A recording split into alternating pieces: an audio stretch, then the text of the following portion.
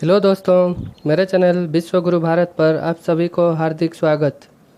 इस वीडियो का विषय है सप्तर्षि तारामंडल। तो चलिए दोस्तों, वीडियो शुरू करते हैं। सप्तर्षि 7 ऋषियों को कहते हैं जिनका उल्लेख वेद एवं अन्य हिंदू ग्रंथों में अनेकों बार हुआ है।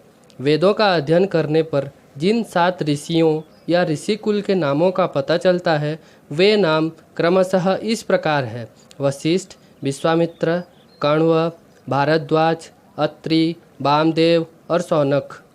पुराणों में सप्त ऋषियों के नाम पर भिन्न भिन्न नामावली मिलती है। विष्णु पुराण के अनुसार इस मनवंतर के सप्त ऋषियों इस प्रकार हैं: वशिष्ठ, कश्यप, अत्रि, जमदग्नि, गौतम, विश्वामित्र और भारद्वाज। इसके अलावा पुराणों की अन्य नामावली इस प्रकार है। ये क्रमशः केतु, पुलह, पुलस्त्य, अत्रि, अंगिरा, वशिष्ठ तथा मारीची है। महाभारत में सप्तर्षियों की 2 नामावलियाँ मिलती हैं।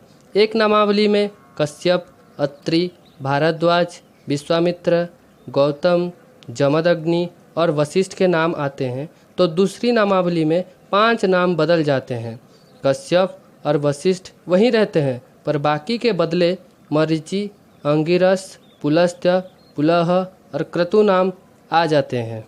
कुछ पुराणों में कश्यप और मरीचि को एक माना गया है, तो कहीं कश्यप और कण्व को पर्यायवाची माना गया है।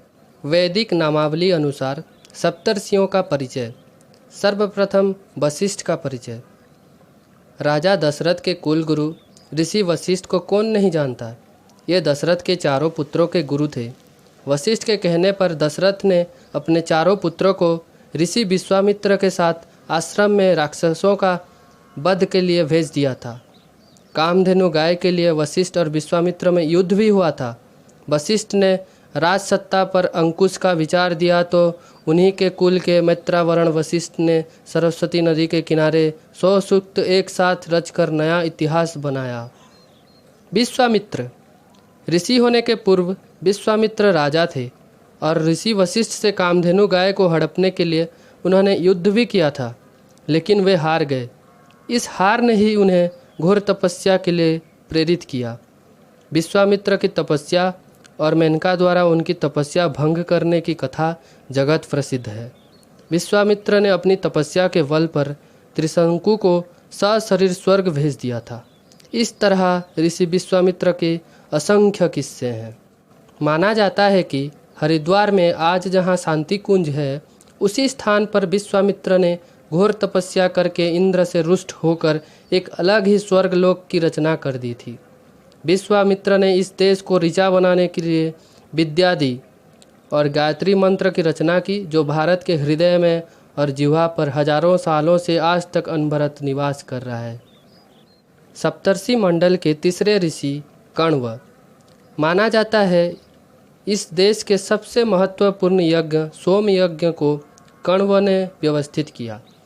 कण्व वैदिक काल के ऋषि थे।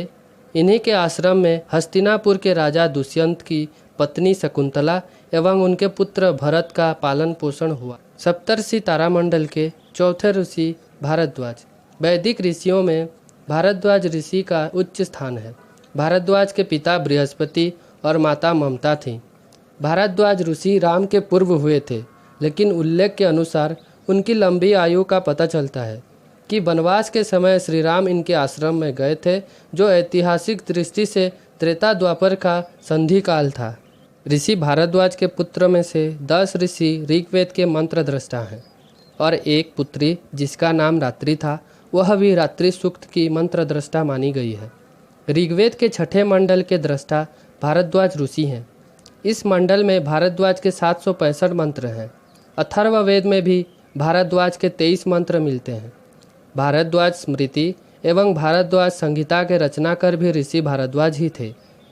ऋषि भारद्वाज ने यंत्र सर्वस्व नामक बृहद ग्रंथ की रचना की थी। इस ग्रंथ का कुछ भाग स्वामी ब्रह्मा मुनि ने विमान शास्त्र के नाम से प्रकाशित किए हैं।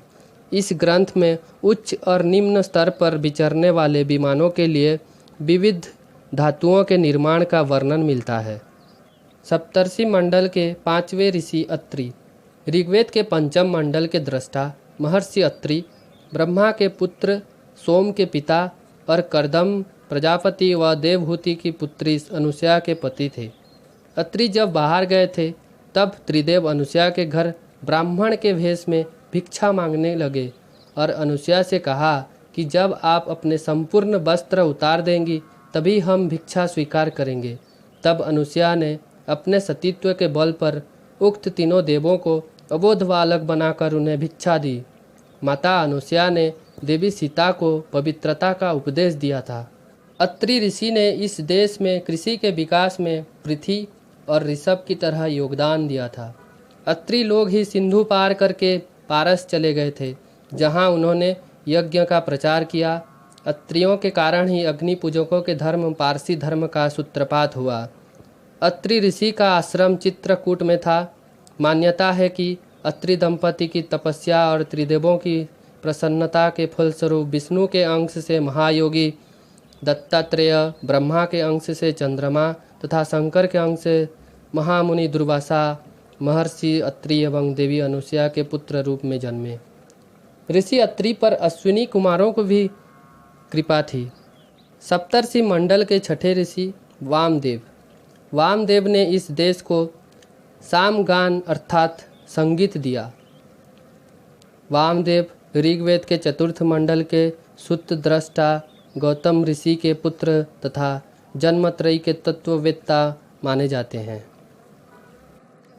सप्तर्षि मंडल के सातवें ऋषि सौनक ने 10,000 विद्यार्थियों के गुरुकुल को चलाकर कुलपति का विलक्षण सम्मान हासिल किया और किसी भी ऋषि ने ऐसा सम्मान पहली बार हासिल किया। फिर से बताऊं तो वशिष्ठ, विश्वामित्र, कण्व, भारद्वाज, अत्रि, वामदेव और सौनक ये हैं वो 7 ऋषि जिन्होंने इस देश को इतना कुछ दे डाला कि कृतज्ञ देश ने इन्हें आकाश के तारामंडल में बिठाकर एक ऐसा अमरत्व दे दिया कि सप्तर्षि शब्द सुनते ही हमारी कल्पना आकाश के तारामंडल पर टिक जाती है। धन्यवाद।